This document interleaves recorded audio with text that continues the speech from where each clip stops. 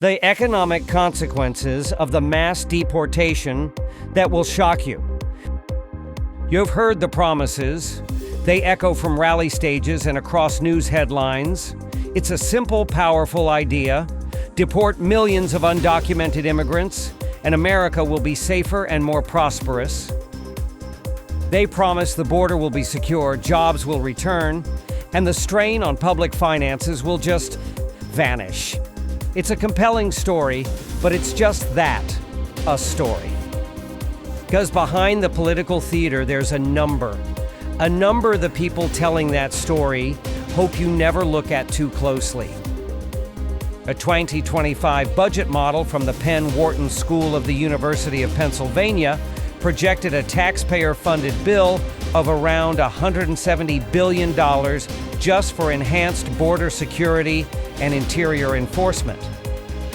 But even that staggering figure is just the beginning. It's the down payment on a policy whose true costs are quietly trickling down, showing up in your grocery bills, your housing market, and the future of your retirement.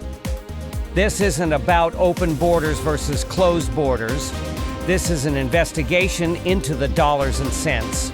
The promise was that mass deportation would be an investment in America. The data reveals it's a multi-trillion-dollar lie, and you're the one being asked to foot the bill.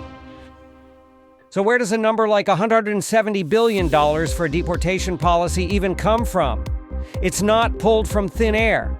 It's the product of a proposed massive expansion of government power and spending. Let's break it down, because it's your money. First, you have the direct cost of enforcement itself. Think of it in three parts: apprehension, detention, and removal. To achieve the scale of deportations being promised, you'd need something like a domestic army. This means hiring tens of thousands of new Immigration and Customs Enforcement, or ICE, agents, and deploying them into every corner of the country. This isn't just happening at the border. It's happening in communities where people have lived for years, sometimes decades. The second and most expensive part of this machine would be detention. Before someone is deported, they are typically held in a detention facility.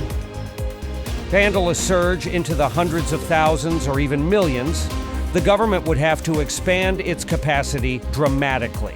It would overwhelmingly rely on the private sector. Companies like CoreCivic and Geo Group are essential partners in this enterprise, with some reports from 2025 suggesting that around 90% of all ICE detainees are held in privately operated facilities. This isn't a side business for them. It's a core revenue stream that creates a powerful feedback loop. The government allocates billions for enforcement, which funds contracts for private detention, which in turn creates a corporate lobby with a vested financial interest in seeing the number of detainees and government funding continue to grow. Finally, there's the cost of removal. One 2025 analysis from the Penn Wharton budget model projected that the entire deportation process, from arrest to removal, has an estimated cost of over $70,000 per person. If the goal were to remove 1 million people a year, you'd arrive at an annual cost of $70 billion.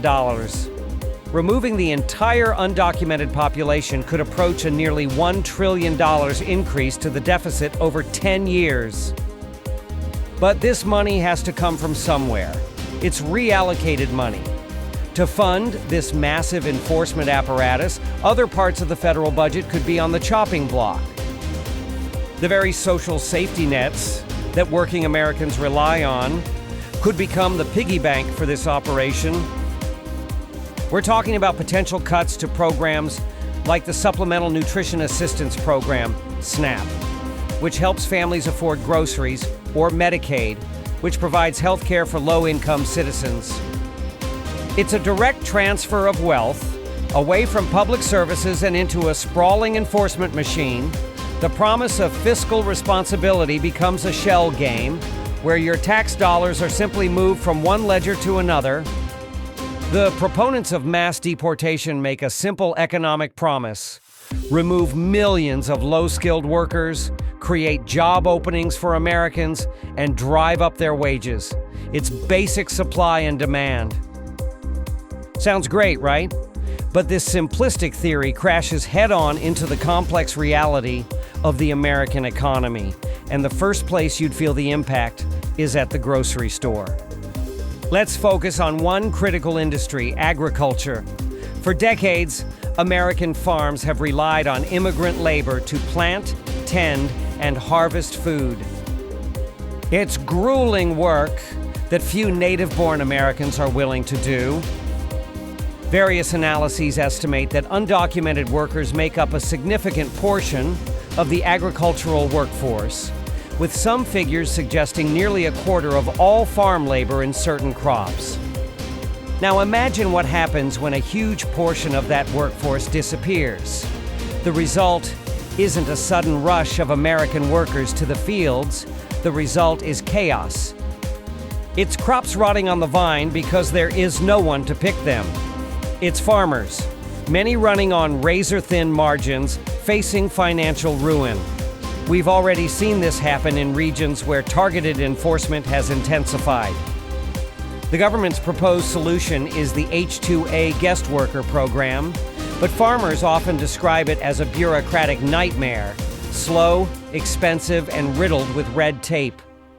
The program, as it's currently structured, is simply not built to replace a workforce that has been established over generations.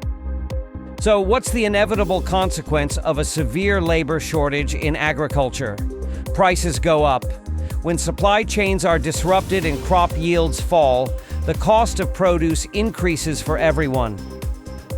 One economic analysis projected that a large-scale deportation scenario could lead to food price inflation approaching over 9%. You may not think about immigration policy in the produce aisle, but the price you pay for lettuce and tomatoes is directly linked to the availability of labor on American farms.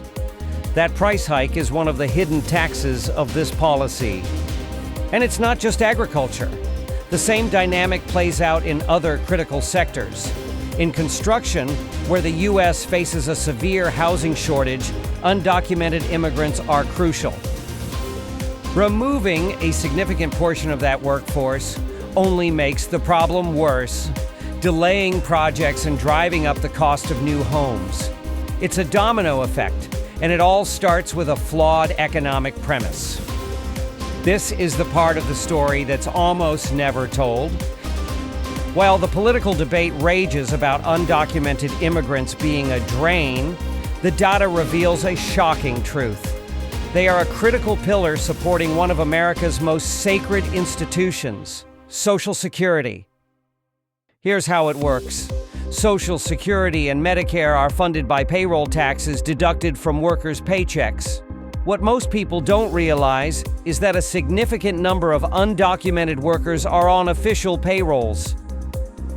They work with borrowed or fabricated Social Security numbers, and every time they get paid, they pay taxes into a system from which they are legally barred from ever collecting retirement benefits. They are, in effect, phantom contributors. They pay in, but they can't take out. The numbers are staggering. A 2024 report from the Institute on Taxation and Economic Policy, ITEP, estimated that in 2022 alone, undocumented immigrants paid an estimated $25.7 billion into Social Security and $6.4 billion into Medicare. In total, the analysis found they contributed nearly $97 billion in federal, state, and local taxes that year. This isn't a drain, it's a subsidy. These billions of dollars help keep the Social Security and Medicare trust funds solvent for longer, supporting payments for today's American retirees. The Social Security Administration itself has an earnings suspense file of wages with names and numbers that don't match its records. This file grows by billions of dollars every year, with a substantial portion attributed to undocumented workers. Now consider the promise of mass deportation through this lens. Removing millions of these workers doesn't just eliminate their labor, it would rip a multi-billion-dollar hole in the revenue stream for Social Security. A Penn-Wharton budget model analysis from 2025 projected that deporting unauthorized workers over 10 years would raise Social Security deficits by $133 billion in that time frame. It would accelerate the date of insolvency for these crucial programs, putting the retirement security of millions of American citizens at greater risk. The policy sold to protect American resources would, in fact, weaken the financial foundation for our nation's seniors. So let's bring it all together. We've seen the projected taxpayer cost of enforcement and the inflationary pressure on your food. We've seen the gaping hole it would tear in Social Security. But what's the total economic impact? What happens to the U.S. economy when you abruptly remove millions of workers and consumers? This is where we move from billions in costs to trillions in losses. Multiple economic models have tried to answer this, and the conclusion is universally grim. An older but still cited 2016 study from the Center for American Progress projected that deporting all undocumented immigrants would reduce U.S. GDP by a staggering $4.7 trillion over a decade and cost the federal government nearly $900 billion in lost tax revenue. More recent modeling reinforces this dire outlook. A 2025 Penn-Wharton budget model analysis projected a GDP decrease of between 1.0% and 4.9% by 2034, depending on the policy's scale. This isn't just about the lost labor of the deported workers. It's about the interconnected nature of our economy. Economists call this labor complementarity. Immigrant and native-born workers often aren't substitutes. They're complements. An immigrant worker might perform manual labor on a construction site, which in turn creates the need for a native-born project manager, an electrician, a plumber, and a sales agent. You remove one piece, and the entire production chain suffers. The Penn-Wharton model found that mass deportation could actually reduce the wages of many high-skilled native workers, affecting an estimated 63% of the workforce. By shrinking the overall economy, it reduces demand for everyone. The promise of higher wages for American workers turns out to be a mirage. While a very small number of low-skilled natives who directly compete might see a wage increase, the overwhelming effect is negative, dragging down opportunity for the majority. This is the central lie. The policy is sold as a surgical operation to remove a problem. The data shows it's more like a sledgehammer to the economy, destroying wealth, productivity, and jobs. The initial price tag is just the entry fee. The true cost, measured in lost GDP and lost tax revenue, climbs into the trillions. It's not a policy that prevents bankruptcy, it's a policy that actively causes it. We began with a promise that mass deportations would make America richer and more secure. We have followed the data, from the direct costs paid by your tax dollars to the cascading consequences for your grocery bill, your retirement, and the national economy. The conclusion is inescapable. The real threat to America's financial stability isn't the immigrant worker picking crops or roofing a house. The real threat is the policy itself. A policy projected to demand billions in upfront spending for enforcement. A policy that would create labor shortages and drive up the cost of living for American families. A policy that weakens Social Security by removing billions in contributions. A policy that would shrink our national GDP by trillions of dollars. This is not about open or closed borders. This is about smart or stupid economics. It's about understanding that in a complex economy, you cannot simply remove millions of people, workers, consumers, taxpayers, without devastating consequences. The promise was a lie. a multi-billion-dollar lie that serves a political narrative but betrays the financial interests of the very people it claims to protect. The data shows the costliest thing we could do is fund this economically illiterate policy.